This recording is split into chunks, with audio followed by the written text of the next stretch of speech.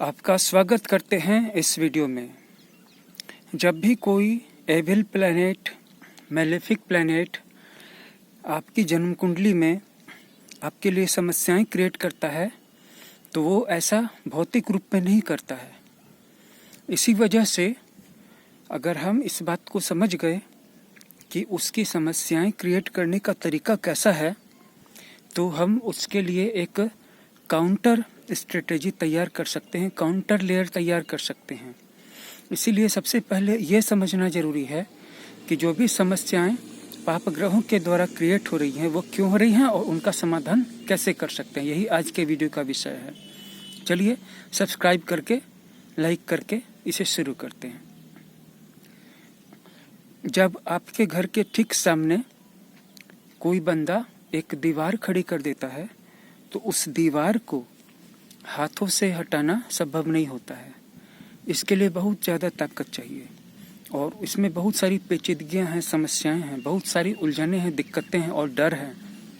लेकिन जब भी कोई प्लैनेट आपके जीवन में समस्याएं क्रिएट करता है तो वो एनर्जी की दीवारों के रूप में करता है।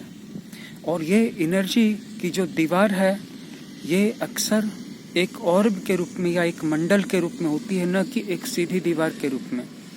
अर्थात इसका अतिक्रमण आपके जीवन में भीतर तक घुसा हुआ होता है, भीतर तक आपकी सुख शांति नष्ट हो जाती है। इसे ठीक से समझने के लिए इसे ऐसे देखें कि आपका कोई पड़ोसी है या आपका कोई रिलेटिव है, उसका घर आपके घर के बगल में है और उसकी ईर्ष्या और उसका द्वेष लगातार आपके घर में एनक्रोचमेंट कर रहा है। एनक्रोचमेंट कैसे कर रहा है? एनर्जी के थ्रू कर रहा है। उसकी एनर्जी एक इंजेक्शन के सिरिंज के माफिक आपके घर में, आपके कमरों में घुसी हुई है और आपके द्वारा जो भी अच्छा काम होता है, जो भी पॉजिटिव एनर्जी जनरेट होती है वो सबसे पहले उसके पास चली जाती है। और ऐसा कई सालों से ही नहीं बल्कि कई जन्मों से हो रहा है। इसलिए आपको सबसे पहले अपनी ऊर्जा को वापस क्लेम करना होगा, वापस उसे समन करना होगा।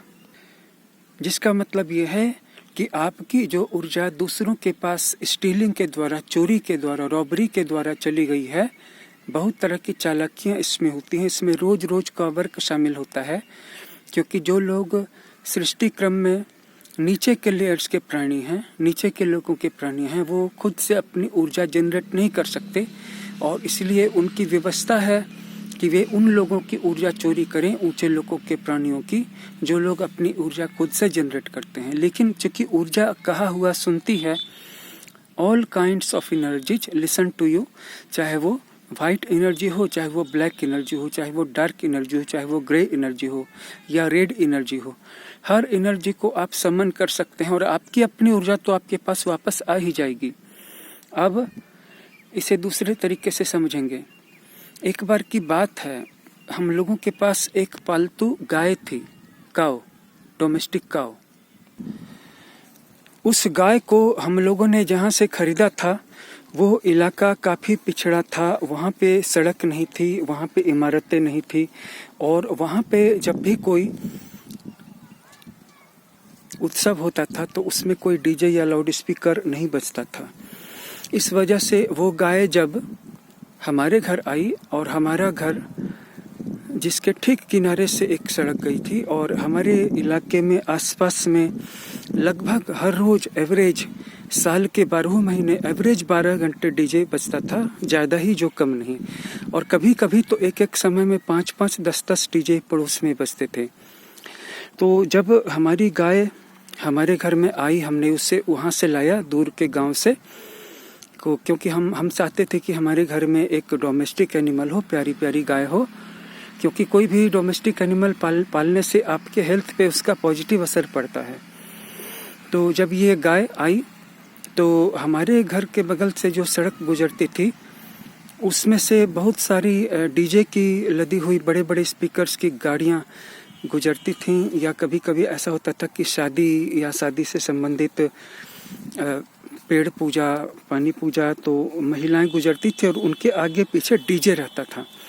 तो ये डीजे जब प्ले करता था तो इस कंडीशन में वो गाय जो थी डीजे की भारी आवाज़ से चमक जाती थी, भयभीत हो जाती थी और उसकी आंखें एकदम ऐसे पलट जाती थी और वह अपना जो सर है हम लोगों की गोद में रख देती थी और रस्सी तोड़ाने लगती थी कि बचा लो, हमें बचा लो, मुझे बचा लो, क्या आ रहा है। तो हम लोग क्या करते उस गाय को, तो तब मैंने समझा कि इसके चारों तरफ एनर्जी का एक लेयर खड़ा करना होगा। तब मैंने क्या किया कि अपने दोनों हाथों को यूं उठा करके उसके चारों तरफ एक ऊर्जा की अदृश्य दीवार खड़ी की। ये जो दीवार थी पहला लेयर था। इसके बाद थोड़ी देर के बाद यानी कि चंद सेकंडों के अंदर एक उसके ऊपर दूसरी दीवार खड़ी की, जिससे कि बाहर की दुनिया से आने वाली भय की तरंगे उस तक न पहुंच पाएं और साथ ही साथ उस गाय को एक तरह की सुरक्षा का आभास हो जाए, एहसास हो जाए। इसके चंद सेकंडों के अंदर मैंने एक तीसरी दीवार भी खड़ी की। बस 3 दीवारें उस गाय के लिए सफिशिएंट हो गई। अब जस्ट 10 मिनट पहले ये हालात थे कि जो गाय पहले डीजे से लदी हुई गाड़ियां या डीजे लाउड स्पीकर बजने पे चमकती थी, डरती थी, अब वो 24 घंटे चमकती थी।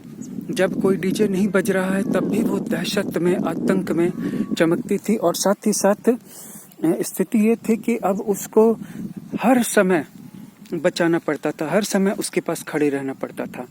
लेकिन जब हमने उसके चारों तरफ मैंने 3 लेयर्स खड़े किए तो 5 मिनट के अंदर वो गाय नॉर्मलाइज हो गई, एकदम नॉर्मल हो गई और इस ढंग से खाने पीने लगी और हेल्दी रहने लगी और जैसे पहले से घुल मिल के रहती थी घर के बच्चों के साथ। हम लोग उसे बिल्कुल परिवार के मेंबर की तरह रखते थे। किचन के पास ही उसे बांधते थे और जो कुछ भी बनता था सबसे पहले उसे ले जा करके देते थे। उस गाय से रिलेटेड वीडियो मैंने बहुत पहले एक व्लॉग के चैनल पे अपलोड किया था, तो आप देख सकते हैं कि ऊर्जा की जो दीवार है कितना काम करती है। अब एक दूसरा उदाहरण दूं कि हमारे ही होम टाउन में एक बहुत बड़ा हाईवे है, एक चौराहा है, तो उसमें एक मिठाइयों की, खाने पीने के होटल की दुकान है। तो कुछ दिनों से उसकी दुकान में बिक्री काफ़ी कम हो गई।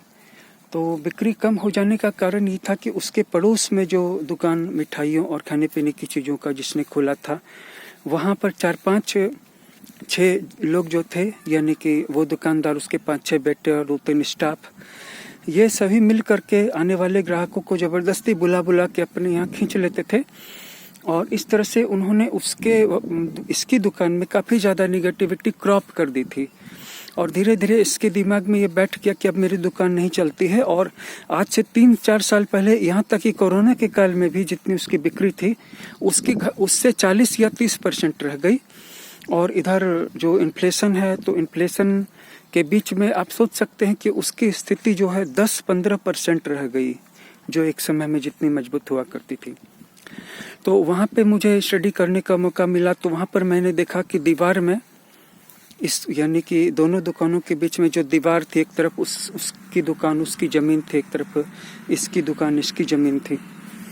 तो उन लोगों की एनर्जी, स्टीलिंग एनर्जी इसकी दुकान में यानी कि दीवार को पार करके इसके मिठाइयों के केबिन यानी कि काउंटर, अलमारियों तक और दुकान के आधे हिस्से तक क्रॉप कर गई थी। वहाँ से वो इंजेक्शन की तरह खींच रही थी सारी बिक्री, सारा सौभाग्य।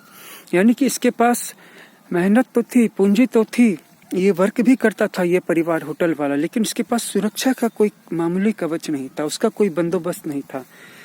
तो मैंने दोनों दुकानों के बीच में जो दीवार थी वहाँ पर एक अपनी ऊर्जा से अदृश्य शील्ड क्रिएट करना शुरू किया, ऊर्जा का प्रवाह किया और देखा कि चूंकि वहाँ पे 5-6 लोगों की, 8 लोगों की, यानी कि उसके परिवार के मेंबर्स और स्टाफ लोगों की कलेक्टिव ऊर्जा है, तो ये थोड़ा टाइम लेगा और धीरे धीरे करके वहाँ की स्थिति भी सुधरने लगी। अभी भी इस पे काम जारी है और जब ये पूरी तरह से हो जाएगा तो फिर मैं आपको ये बताऊंगा कि क्या सचमुच से उन लोगों का जो निगेटिव इन्फ्लुएंस था वो कम हुआ और इसकी बिक्री फिर से चालू हुई, इसकी आर्थिक स्थिति में सुधार हुआ, इसकी बिक्री ने रफ्तार पकड़ी, क्योंकि इसका बिजनेस तो कम्प्लीटली एक बहुत ही ग्रिम कंडीशन में जा रहा है। तो इस तरह के तरीके से हमने कहा कि दीवार, तो जैसे कि आप देख सकते हैं कि ये एक छोटी सी दीवार है, इस दीवार के पीछे भी आप देख सकते हैं एक और दीवार है, अगर आपको दिखाई पड़ रहा होगा तो ये दीवार है, इसके पीछे एक और दीवार है और उसके अंदर में भी कुछ और बड़ी बड़ी इमारतें हैं, दीवारें हैं। ऐसे ही हम अपने सुरक्षा कवच को बनाते हैं और जब हम अपने सुरक्षा कवच को बनाते हैं तो तभी उसके अंदर की चीजें फलीभूत होती हैं, बरकत करती हैं, बिजनेस में फल देने वाली होती हैं। और जो लोग भी बस जीवन में ब्लाइंड तरीके से आगे बढ़ रहे हैं, उनको अपने एनर्जी सिस्टम का कि ये क्या क्या कर सकता है, मिराकल कर सकता है, इनके उपयोग का कुछ पता ही नहीं है। हमने अपने चैनल पे बस इसकी एक शुरुआत की है। उम्मीद करते हैं कि हमारा ये प्रयास कुछ सार्थक हो, कुछ रंग लाए और आप इससे लाभान्वित हों।